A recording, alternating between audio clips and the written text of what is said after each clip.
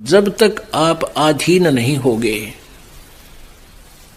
एक बालक की तरह सतगुरु के मार्ग में, आप यहाँ आते हो चाहे कितनी पोस्ट है आपकी बड़ी और कितना आप धनी हो या गरीब आदमी हो, आप जी यहाँ ऐसे बैठो जैसे स्कूल के बालक आकर बैठ जाते हैं।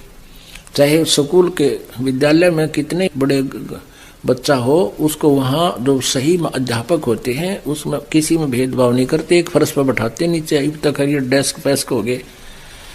पहले तो बूढ़े बूढ़े से वो आते लंबे लंबे फर्श, जैसे खाना खाते समय आप बिछाते हो, ये तो और भी बढ़िया है।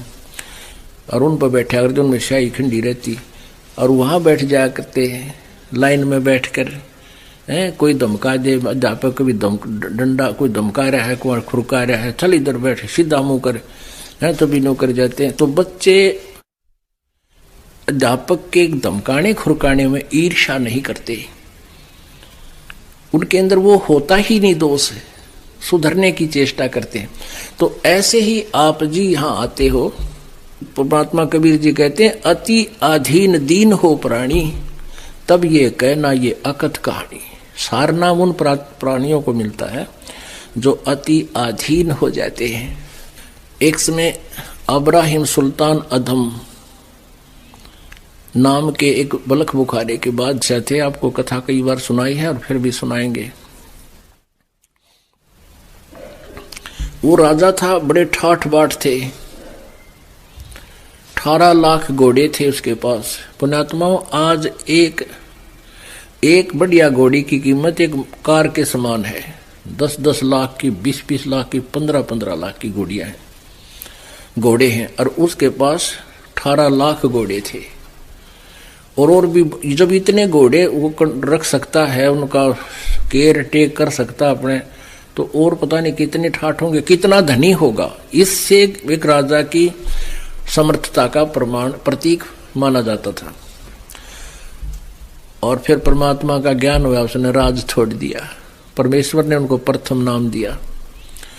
फिर कुछ दिन के बाद उनको सतनाम दिया। फिर घर छोड़कर चला गया, जंगल में अपना किसी नगरी में रहने लगा। बाहर कुटिया छाली, झोपड़ी बना ली, लकड़ी काट के लावा, गांव में बेच दे नगर में, और फिर उससे अपना गुजारा करके टाइम पास कर भक्ति करता था। तो फिर सारनाम का जब समय आया तो परमात्मा ने उसको बुलाया, क्योंकि कबीर परमेश्वर अन्य रूपों में भी आते रहते हैं। कुछ ऐसे संतों के बारे में भी पता है कि उनके घर का गांव का कोई पता नहीं था, वो बताते नहीं थे। तो इस टाइप में भी परमात्मा रह जाते हैं। कहीं छोटा मोटा आश्रम छा कर रहा करते थे, कुटिया बना लेते थे। ऐसे कबीर जी रह रहे थे एक नगरी के अंदर। तो सारनाम के लिए बुलाया गया भक्तों को। तो क्या हुआ कि वो इब्राहिम सुल्तान अपनी कुटिया से कहीं से चलकर आया सारनाम लेने के लिए।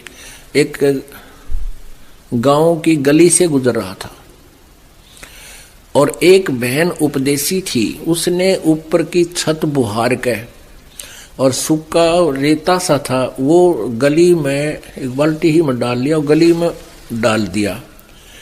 डाला उसने, नीचे ध्यान दिया ना, ऐसे डाल दिया। नीचे से वो इब्राहिम सुल्तान अधम यानी भूतपूर्व राजा बलख बुखारे का, वो नीचे जा रहा था, उसके ऊपर रेत पड़ गया। रेत पड़ गया तो उसने कड़ी नजर से देखा, ने बोला यदि आज मैं राजा होता तो तुझे पता नहीं तेरा क्या हाल कर देता।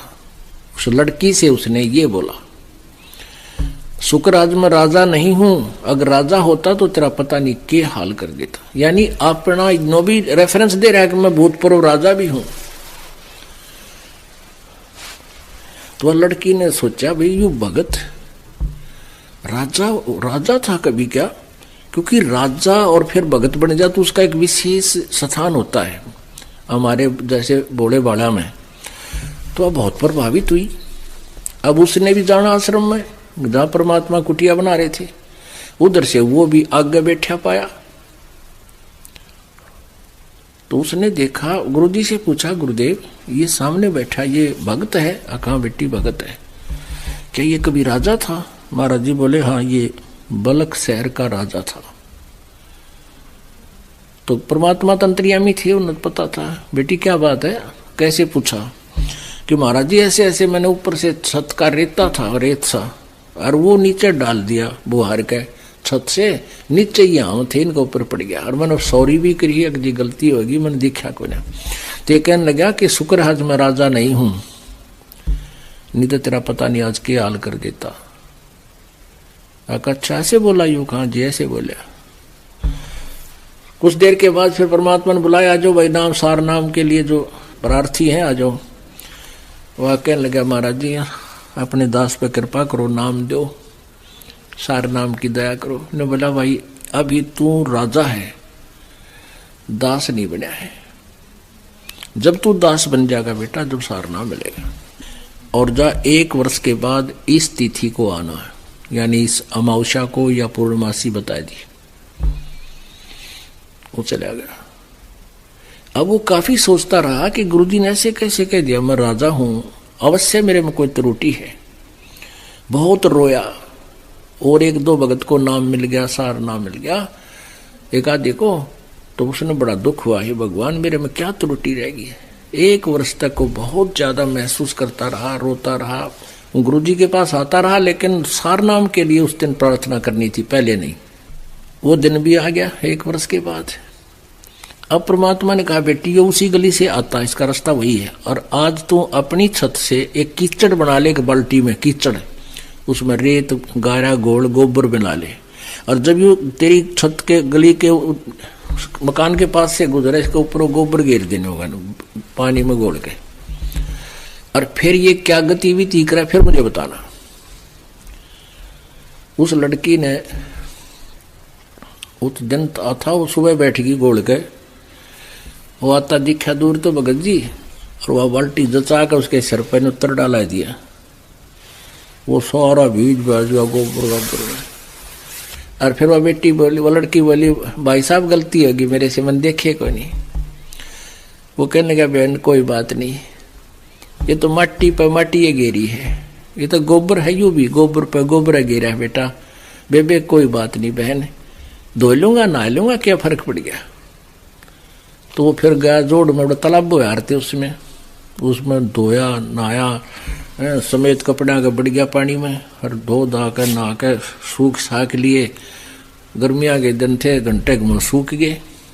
फिर आया तो गुरुदेव को जाकर उसने बता दिया। गुरुदेव ने पूछा बेटी आज कैसी गतिविधि थी इस भगत की, सारी बता दी। आज तेनो बोला जी कोई बात ना बहन, मट्टी पर मट्टी तो गेरी है, कोई बात नहीं, नहा लूंगा, 2 तालाब में नहाता हूं मैं।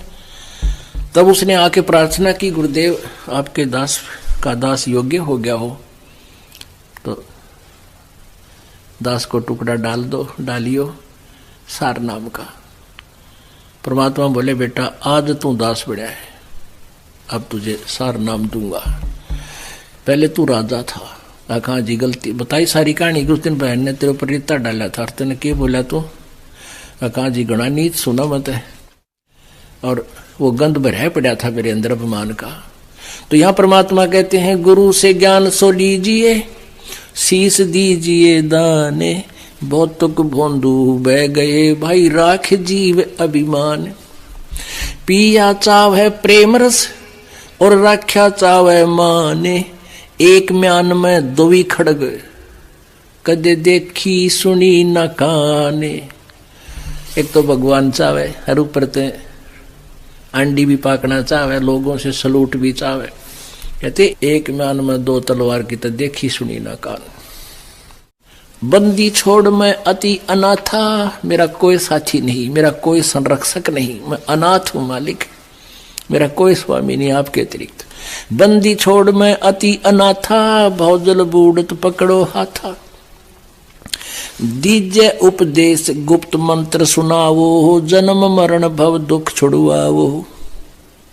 यो आधीन हो ऐसे जब ही, गुप्त मंत्र कहे गुरु तब ही।